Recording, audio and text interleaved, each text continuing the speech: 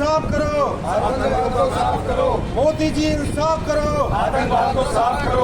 पाकिस्तान मुर्दाबाद, मुर्दाबाद मुर्दाबाद, भारत सरकार जिंदाबाद, जिंदाबाद जिंदाबाद। मैं संजीव कुशवाहा देव सेना का जिलाध्यक्ष।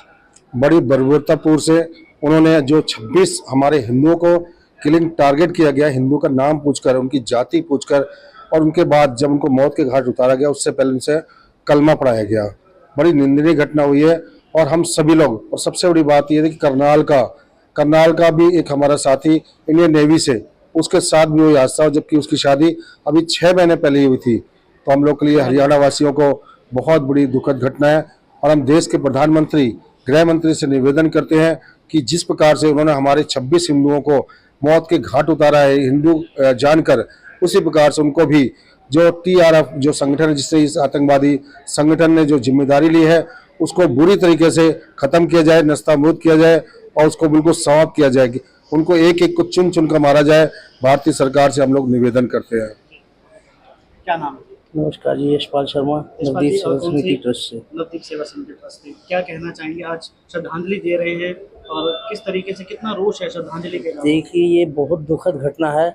इस तरह की घटना को अंजाम देने वालों को जड़ से ख़त्म कर देना चाहिए।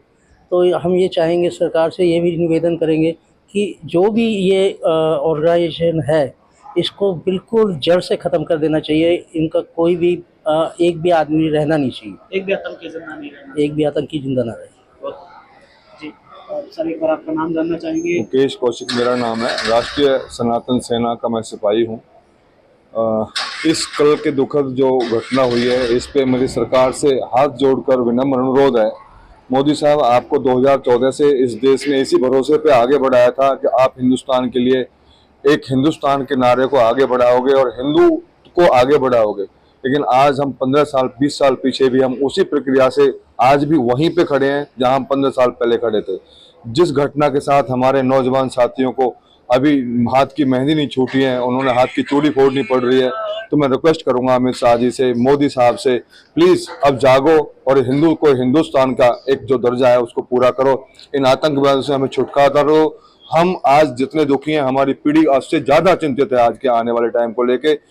अदरवाइज तो आने वाला हिंदुस्तान नहीं कुछ और हो जाएगा। मोदी साहब जागो, आपसे रिक्वेस्ट है मेरी। आतंकवाद की जब भी बात होती थी तो कहा जाता था कि आतंकवाद का कोई धर्म नहीं होता। ऐसे कई जो नेता जो विपक्ष के रहते थे वो ऐसी बातें करते थे, एग्जैक्टली समर्थन करते थे।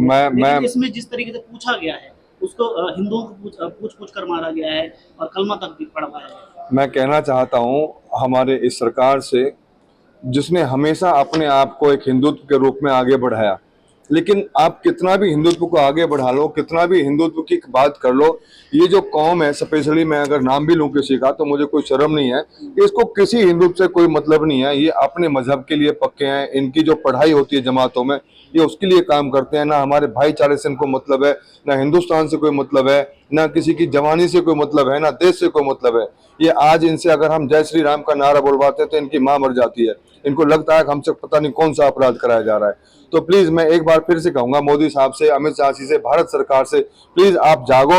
इनसे हमें कोई लालच नहीं है। मैं बिलीव करो, एक कोई वोट नहीं देते। आपका कोई लालच अगर वोट का इनके प्रति होगा तो उसको भी खारिज कर दें आप अपने दिमाग में। आपको हिंदुत्व भी आगे बढ़ाता है, हिंदुत्व के आप काम करते हो, हिंदू ही आपके लिए काम करता है। जय हिंद सर, थैंक यू।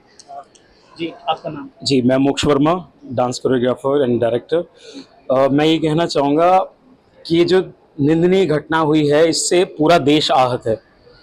किस तरह से इन्होंने बर्बरता से हमारे जो नागरिकों को मारा है, हमारे देश के इतने लोगों को मारा है, ये बहुत निंदनीय है। और मैं भारत सरकार से गुजारिश करता हूँ कि उनको ढूंढ ढूंढ के निकाल के मारा जाए। और मैं अपने उन भाई बहनों से, उस कश्मीरी भाई बहनों से भी बोलना चाहता हूँ कि आप, क्योंकि वो आपके रोजगार के साथ भी खेल रहे हैं, क्योंकि अब अगर ऐसी घटनाएं होंगी तो वहां पर कोई भी देश का नागरिक वहां जाकर के पर्यटन बढ़ाने की करेगा ही नहीं। वो डरेगा कि हम वहां क्यों जाएं। तो आपसे मैं ये गुजारिश करता हूं, अपने उन कश्मीरी भाइयों से, बहनों से, सबसे मैं ये गुजारिश करता हूं कि अगर आपको वो पता है कि वो कहाँ है तो हमारे देश की सेना को बताएं कि वो कहाँ छुपे बैठे हैं और उनको निकाल के मारा जाए। देश की एक और मांग है, जिस तरह से सर्जिकल स्ट्राइक पहले की थी, तो इसी तरह के सर्जिकल स्ट्राइक की भी मांग की जा रही है आतंकवादियों के खिलाफ। क्या कहना चाहिए?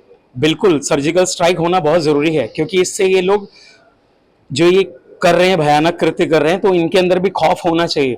जिस तरह से इतने सालों तक सर्जिकल स्ट्राइक के बाद ये लोग रुक गए थे, तो इनके अंदर भी खौफ होना बहुत जरूरी है। और भारत सरकार बहुत मजबूत सरकार है, ये इसका जरूर मुंह तोड़ जवाब देगी और बहुत अच्छे से देगी।